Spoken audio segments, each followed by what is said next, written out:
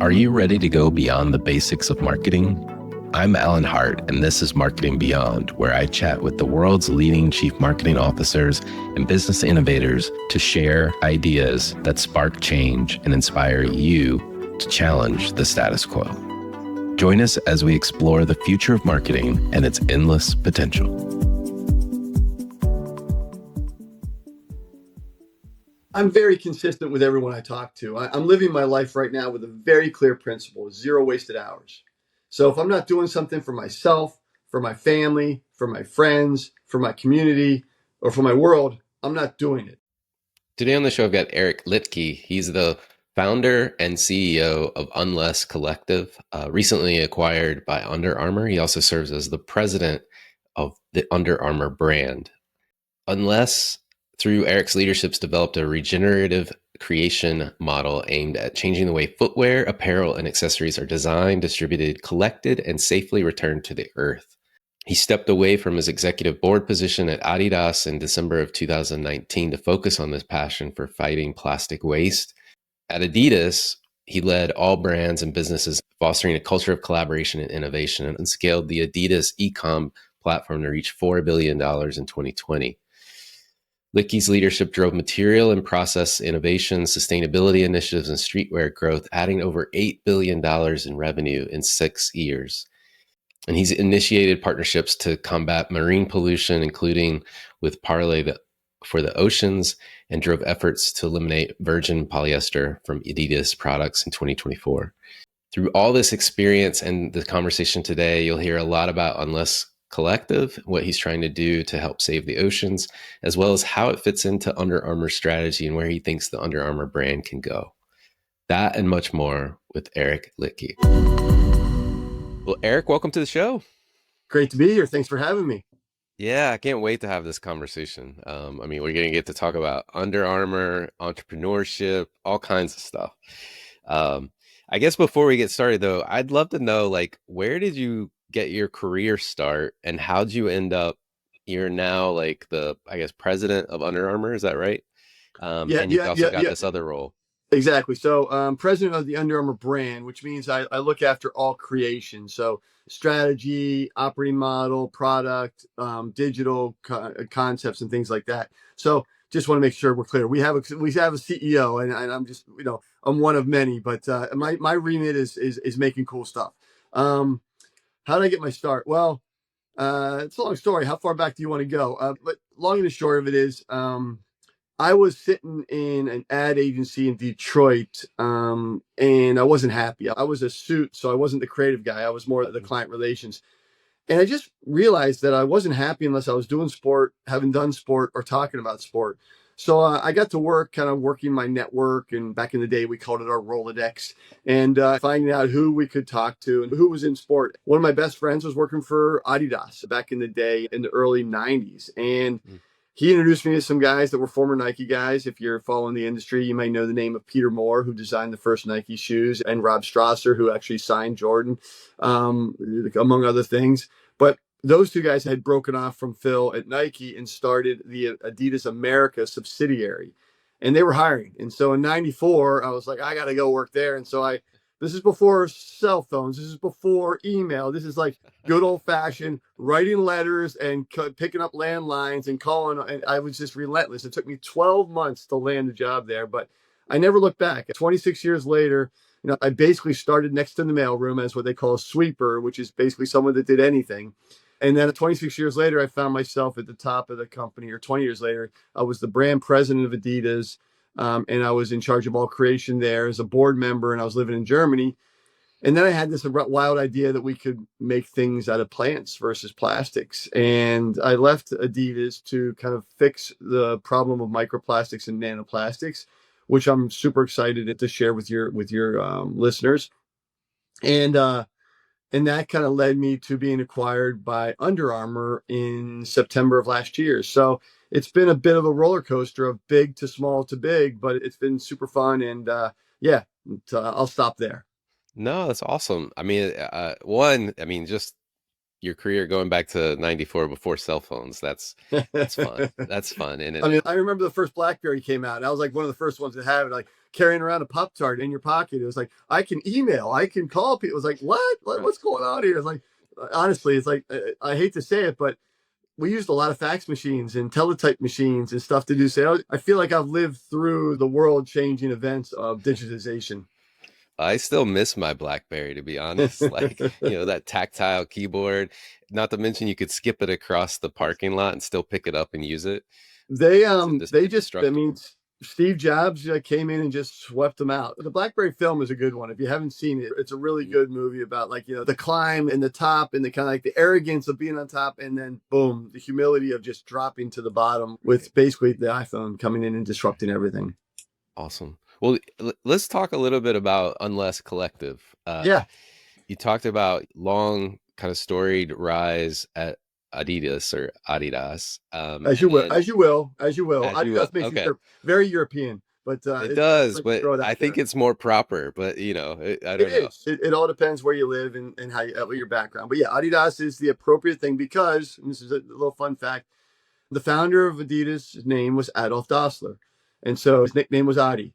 So he went Adi, and then his first two letters of the last name, Adi Das. So that's basically the guy's name who founded the company. Love it. I love it. I love it. Well, from going from there to deciding to focus on plant-based materials, like that's a big shift. Yeah. Not only like going from big company to small company, but like you're talking about a fundamental technology shift that you're going to try to take. Yeah. I mean, I like to build stuff. And I think the big wake up moment was in 2014. Parley for the Oceans founder Cyril Gooch walked in my office when I was at Audi in Germany and said, "Hey, would you like to save the oceans?" And I was like, "Yeah, I think that's important because I am a sportsman and I like the water even more. I mean, if I'm doing sports in the water, I'm the happiest person on life in the world."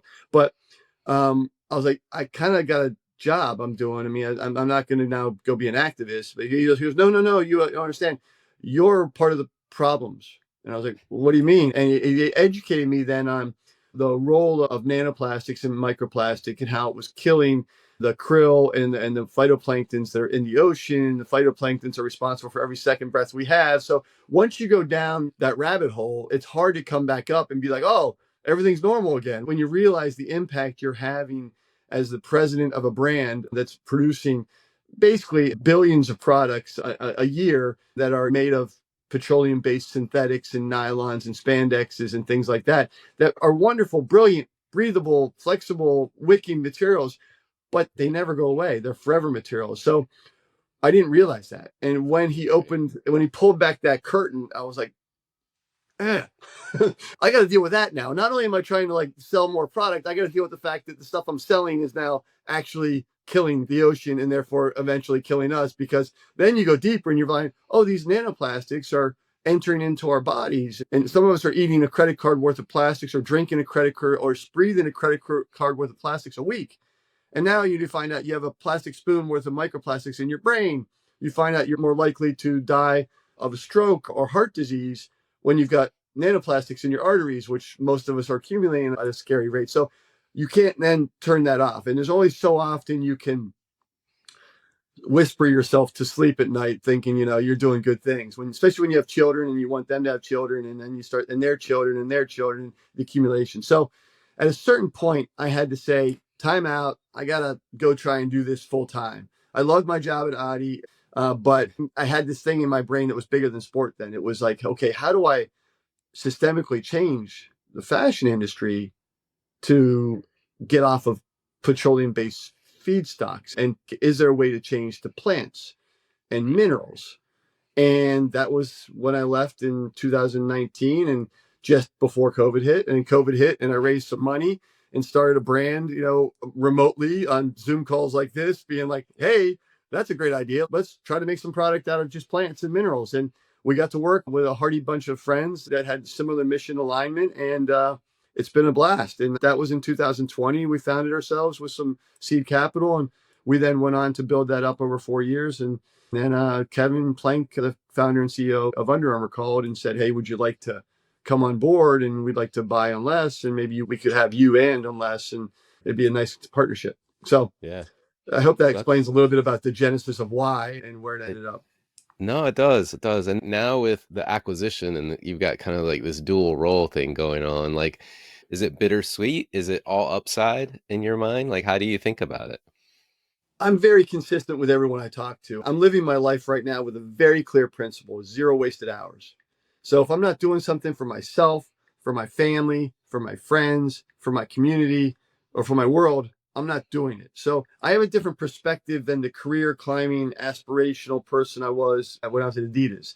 I've now, been fortunate enough to be successful in my career. When I was at Adidas, we had a lot of success. We grew the business 8 billion in 6 years, and we quadrupled the bottom line, and all the numbers were up to the right. Right, share price went from 50 to 300 or something. So I was successful. I had a lot of fun, and I was able to, take care of my family. So when I did the startup life, I was at a different place than most startup entrepreneurs. So now, going back into a big machine, I still carry that with me. So I'm like, okay, I'm here to help Under Armour be the best Under Armour can be, but I'm really here to scale the Unless dream. I'm really here to scale this promise of a regenerative future for fashion. And can we systemically change the industry from one that's based on oil and petroleum to one that's based on plants, so that we don't have harmful nanoplastics and microplastics entering our bodies at an unprecedented rate and wreaking havoc? Because I just think we're at the tip of the iceberg from what actually is happening to us from our plastic exposure. Your Right. your skin is your largest organ, and it's absorbing things, whether it be sun or materials or chemicals, a daily minute by minute base. What you put on your skin, whether it be creams or whether it be scents or whether it be clothing, is having a direct impact on what's going in your body. So we're now talking about microplastic exposure, but what about the chemical exposure? Because the other thing that people don't know is plastics require tens of thousands of chemicals to be Right. created and to create and make. Those chemicals leach into your body when you sweat. So Mm. there's a whole discovery thing that I'm trying to pioneer solutions to with Under Armour, because Under Armour is great because they believe in the mission.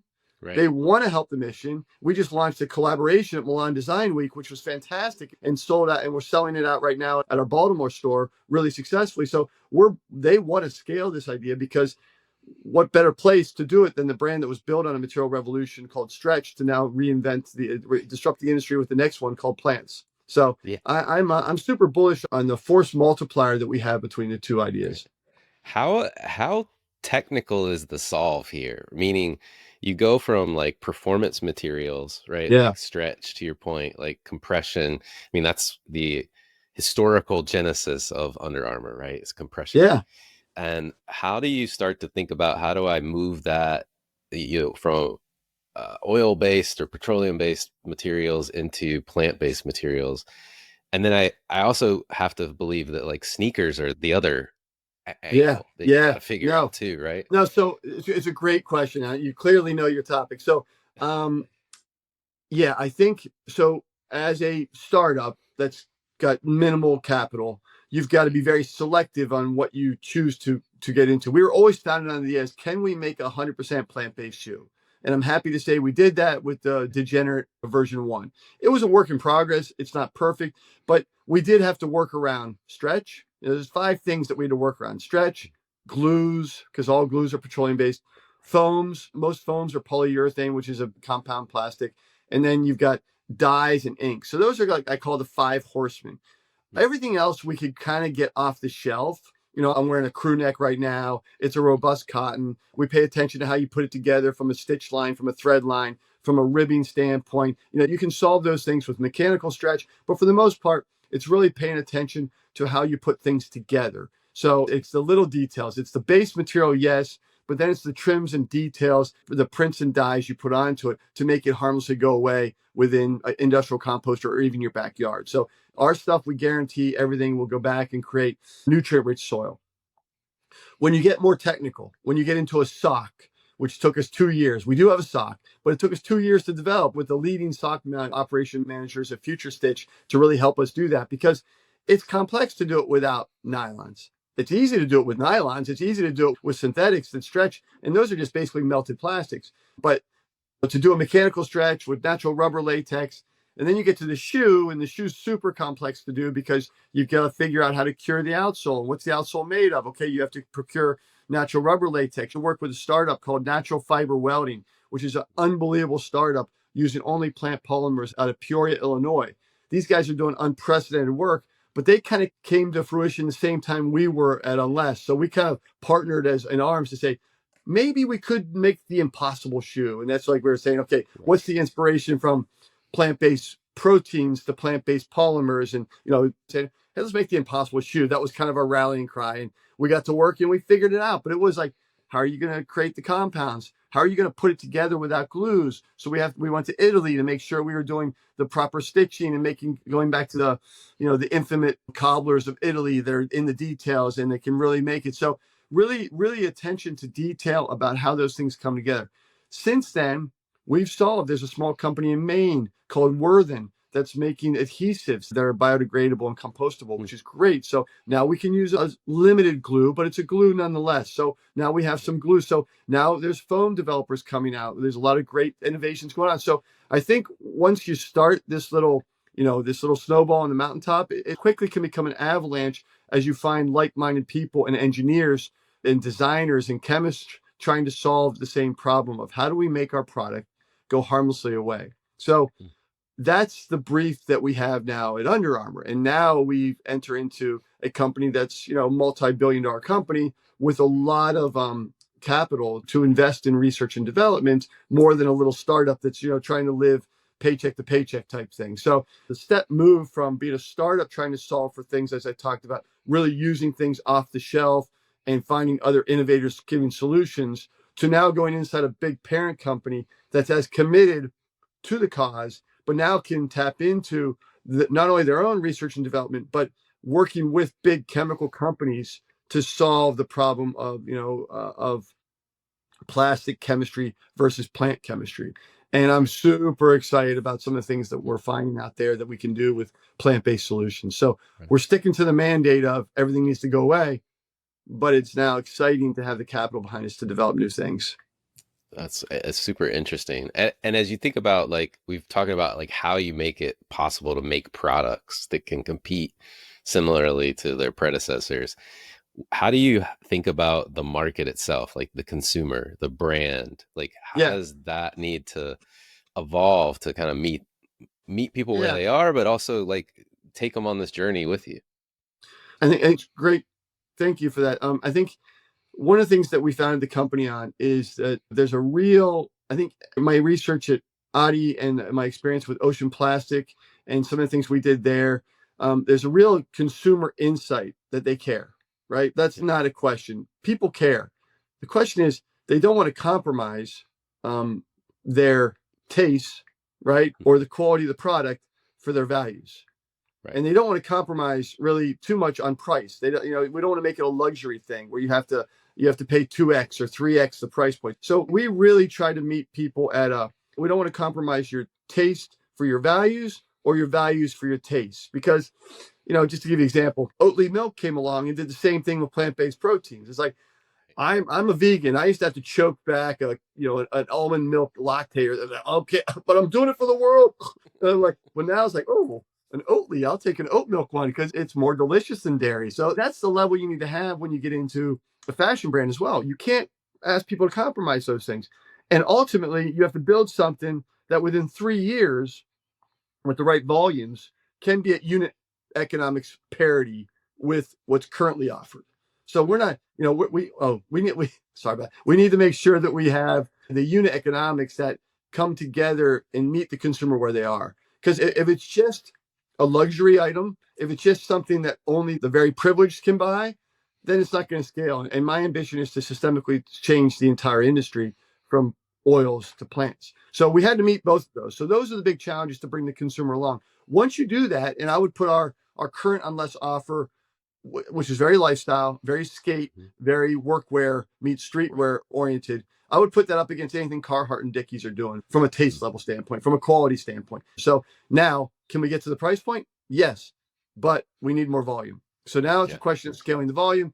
Again, here comes Under Armour, who's going to help us scale audience, help us scale distribution. So that's where I think you get into this dynamic. So step one, get the value at the same level they're expecting, get the quality at the same level they're expecting, get the taste at the same level they're expecting, give it built on a better stack. Step two is scale the brand and get the volumes to get the unit economics on par. Right. And you mentioned kind of where this fits in the scan of things. You've got this is in the lifestyle category, if you will, like streetwear, skate. To your point, uh, Yeah. is there a desire? It sounds like there is, but is there a desire to move this into the core Under Armour as well Oh at hell different yes. elements? Oh hell yes. I mean, we started where we were because of the capitalization. We're as a startup, you're always undercapitalized, right? And so you spend your money building the product, then you spend your money buying inventory, you spend your money on your employees, and then you're like, oh, we're out of money, but nobody knows about us. So we built this thing. How do we now tell people about it? And like everything's pay for play now. How do we distribute it? We don't really have a sales force, and they're not just going to come to our D2C site, our e-com site, without knowing about us. So now you're like, are you going to pay thousands of dollars of a day to try to buy and have some people see us? So now the question of how you scale and audience and distribution. So Right. we go inside of Under Armour and we're like, okay, now we need to solve for these five horsemen. So the brief I'm working with the research teams, and this is the luxury of being the president of Under Armour also, is like, okay, strategically, we're focused on this. We're focused on regenerative. We're focused on solving some of these big issues that were limiting the startup world. And that, like, let's solve for stretch, which is, to your point, is a Right. core capability of all performance product, right? You need Right. stretch. You need breathability. You need some of these things. So we need to solve for that, which we don't have right now. They need to be invented. And we're in the process of trying to explore those opportunities. You need to solve for glues. So if you're going to make a running shoe, or you're going to make a basketball shoe, you're going to make a football cleat, you got to solve for glues. You got to solve for plates. You got to solve for P-backs. You got to solve for a lot of things. I think they're all solvable, but we have to go one after the other. But the idea is like, can we solve for glues? Can we solve for stretch? Can we solve for foams? Can we solve for prints? Can we solve for dyes? If we can do all that, then we can systemically change the $3 trillion fashion industry that's currently based on the back of petroleum. Yeah, But I love it. stay tuned there. But that's the dream. Well, I'm looking forward to seeing where it goes. How are you? I mean, this is your passion. Hell You can yes. just feel it, right? And you're driving it with Under Armour now. Are you also working on the core Under Armour as well, or are you just focused on this? Oh no, I'm deep in the machine. I don't wear the title of Under Armour brand president for jokes and giggles, Right, and right. that's something I take very serious. So yeah, we're working on the operating model. We're working on the strategic plan. We're working on building a compelling product and building a consumer advocacy. So yeah, we're deep in the weeds of storytelling and everything else. So I spend What?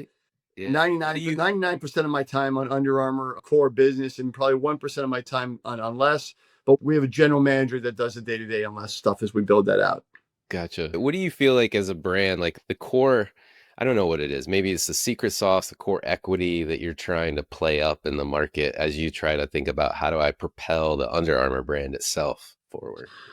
Yeah, I think Under Armour is uniquely positioned in the space. I think the roots. I mean, first of all, we're founder led, which I think gives us a distinct opportunity to lean into. I think anytime you have a founder still engaged in day to day business, you still have that heart and soul. When I worked at Adidas, the founder was long in the rearview mirror. I think you've got very few brands. Maybe New Balance, you could argue the Davises are still running, but very few brands are still founder led, unless there are small ones coming up, like On Running or what have you. So Right. I think from an Under Armour standpoint, having that leadership, having that North Star is really inspiring and really motivating on a regular basis.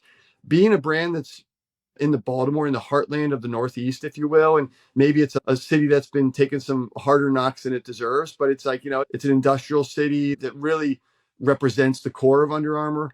Being a brand that is apparel founded primarily and grew into footwear is also a differentiator, especially as a multi-billion-dollar brand that we are. I think we leaning into some of these credentials, whether it be the founder story of Kevin and being an underdog, whether it be the hard roots of being in Baltimore versus Beaverton.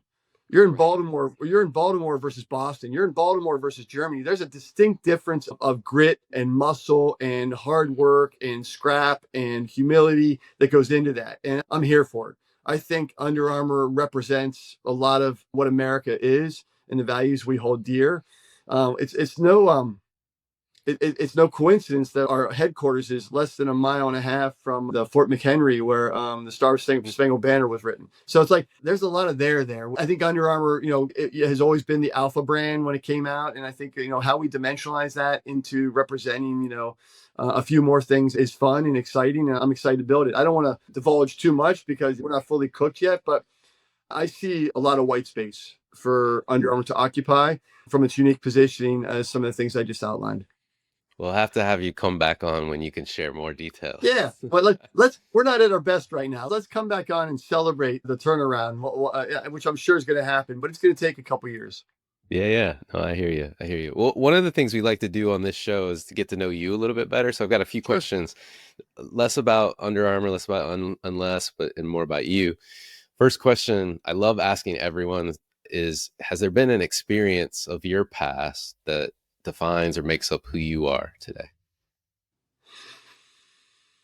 Yeah, many. I mean, it's like I don't think there's one inflection point that I had. I had a pretty privileged upbringing. My parents were engineers. My dad was a doctor. My mom was basically a civil servant. She was a renowned engineer, worked for NASA, helped design the first satellites that went up into space. My dad was chief of cardiology at University of Wisconsin.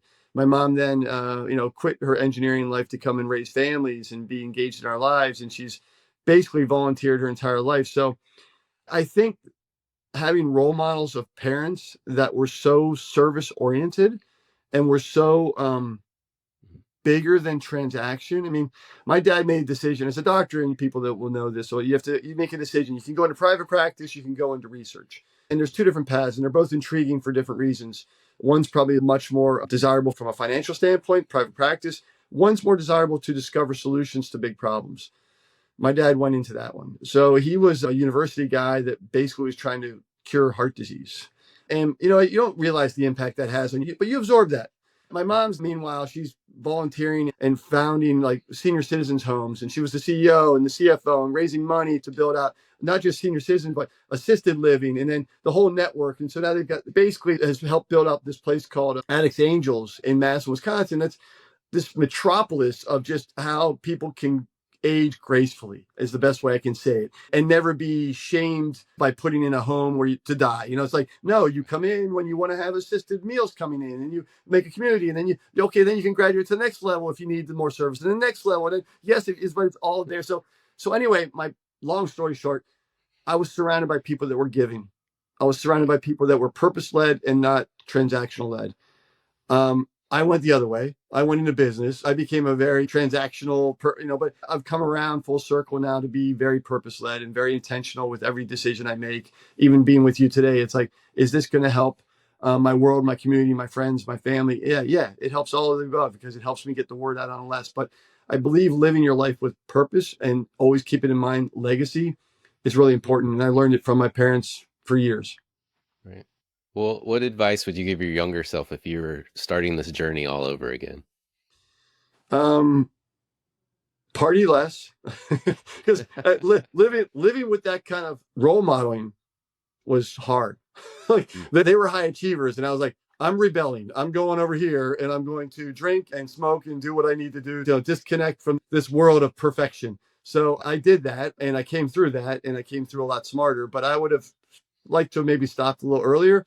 But all kidding aside, I think there's one advice I love giving to myself and everybody I work with is don't let perfect get in the way of better. Hmm. I think sometimes we dream too much about perfect end states. And even being in a startup, well, it's like, no, just every day you got to get better. Every day, just take a step. Every day, take a step. And if you do that, all of a sudden you look up and say, holy shit, look how far I came. It's like climbing a mountain, right? You don't realize that when you stand at the trailhead and you look up at the mountain, you're like, that's a lot. And then you look back, oh my gosh, I've come so far. So I think it's just really breaking journeys down into steps. And so I really lean into that if I were giving that advice to myself. Love it. Well, is there something that either you're trying to learn more about yourself or you think marketers, this is a show primarily for marketers, you think marketers need to be learning more about? Could be either. Um, I think marketing in general, and I'm learning this. We just hired a head of marketing at Under Armour, Tyler Rootstein, and he's probably 25 years younger than me, which, I don't let him ever hear that. But but he's bringing in a whole new playbook. And I think the marketing rules are changing systemically, like, just from a general marketing communication. I mean, it's no news to anybody that nobody's watching TV anymore. The cables have been cut, everything's streaming all the time. User generated content is blowing up, but it's like, it's really paying attention to those trends and making sure you can capture on them is the real, if you want to get into the comms marketing 101. It's like, I'm shocked at how fast the industry has changed and continues to change day on and day out. And how, you go one day from building these glorious cruise ships of, these commercials that run for 30 seconds and that you've taken 6 months to build them. And oh my God. And it's like, it doesn't matter. It's like, nobody's watching the Super Bowl commercial anymore. I'm sorry. It's like, that's a bunch of boomers and Gen Xers. Like, if you want to get to today's consumers, how are you breaking that down for TikTok? How are you doing it with user generated content? How are you doing it from almost the most unpolished version you can do? It's like, this is what, like, let me hold my phone up. A selfie is the new comms. And it's like, it's just, from a classic trained marketer like myself, like, that's just, I mean, no, I'm used to being in a studio with LED lights and backdrops and, no, it's like, those days are kind of over. It's the unpolished, raw. People want real. They want to feel like they're talking to a real person. It's like, one of the things Tyler taught me yesterday, it's like, internal's the new external. People want to know behind the scenes. And they don't want to have a glorious story, that they want to see the innovations in real life. They want to hear the founder story, going back to what Kevin brings that others don't have. They want it. It's a rich, real, there's authenticity there. I think people crave that. So how do you become the more authentic, true self on a regular basis is the advice I give to anybody that cares to take it. Yeah, no, I appreciate that. And then two more questions for you. Is there any trends or subcultures that you personally follow or take notice of? The Surf. question is I, really I, I, surf. I Okay, all yeah, right, tell me. to me, it's like, you have to geek out at what you love. And there's Yeah, people that love cars. There's people that love motorcycles. There's people that love computers. I love everything surf. So I'm a pretend surfer. I like to surf. I can get on a wave. I can pop up. I can ride a wave, but I'm certainly not an achieved, accomplished surfer. But there's something profound for me about being in the water. It speaks back to why I'm doing what I'm doing. About feeling the the breath of the earth underneath your board. There's something really spiritual about that for me. And so I just geek out on the whole surf culture, surf vibe, surf look, surf origins, waves, you name it. Anything that has to do with that kind of, it's not so much about the subculture, but there is one big one there. It's even about the natural elements that create, the waves. When you ride a wave, it's the last breath of that wave. That wave may have traveled thousands of miles, but the end is the beginning, which is so it's like the end is the beginning of your ride. So anyway, again, like I said, I can get very philosophical here, but it's kind of what we're doing with regenerative fashion as well. We start with the end in mind. So it's like, it's somehow they all relate back, and maybe it's a mistake. Maybe it's the universe whispering to me quietly. it feels like everything in your life is coming in alignment. Yeah. And I, I feel, I yeah. feel very, I feel very, content.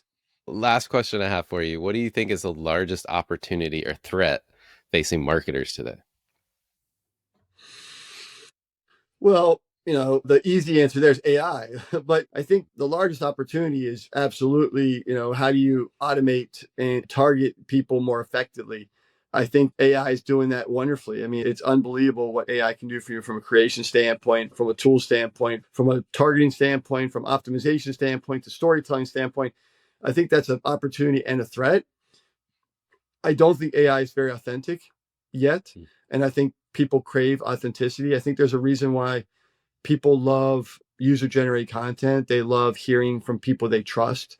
And you develop these relationships with people you follow, through TikTok or through YouTube or different channels. They let you see behind the scenes, so you get to know the person. Like, I follow this person, Nathan Florence, which is John Florence, one of the best surfers in the world. But he does these vlogs on YouTube, and I can't get enough of them. Like, they're 15, 20 minutes long. But it's not just him riding waves, which is spectacular. It's him discovering new places, him going on tour, him and his wife photographing him not being able to paddle out, because I can relate to that. But it's super raw and authentic. AI could never do it because it requires a deep insight. You have to go down the rabbit hole of understanding surfing and his experience of traveling with with multiple surfboards, and trying to check in an airplane, and all that nightmare of them breaking boards, and like all that but I'm there for it because it's a lived experience that you can appreciate. So I think it's how marketers tomorrow can use the tools of AI, but the craft of authenticity. And so this word I used to like to use at Adidas from my friend Paul Gaudio, he used to talk about the best way to predict the future is to craft it. So we came up with a term called futurecraft, which is a beautiful term about how you bring the authenticity of yesterday's atelier shops from a fashion and you blend it with the innovation of tomorrow. I think marketers need to think about the same way. How do you keep it real and personal and human and authentic while using the tools of AI tomorrow? I love it. Well, Eric, thank you for coming on the show. This has been Yeah, fascinating. I hope so. It was enjoyable for me. I always like having discussions about cool stuff. And so, yeah, maybe I'm not the coolest, but I like to talk about things that are interesting to me. So I appreciate your interest and hopefully somebody gets some value out of it. Awesome.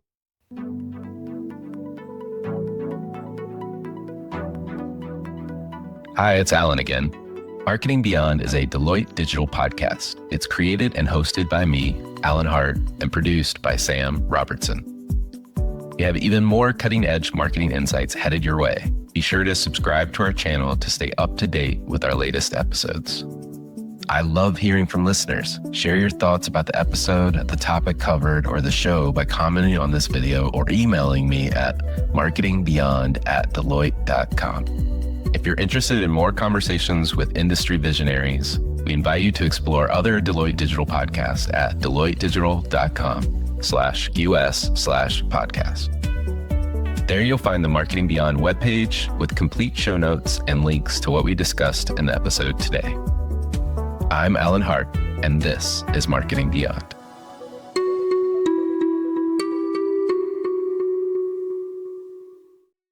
The views, thoughts, and opinions expressed are the speaker's own and do not represent the views, thoughts, and opinions of Deloitte. The material and information presented here is for general information purposes only and does not imply endorsement or opposition to any specific company, product, or service.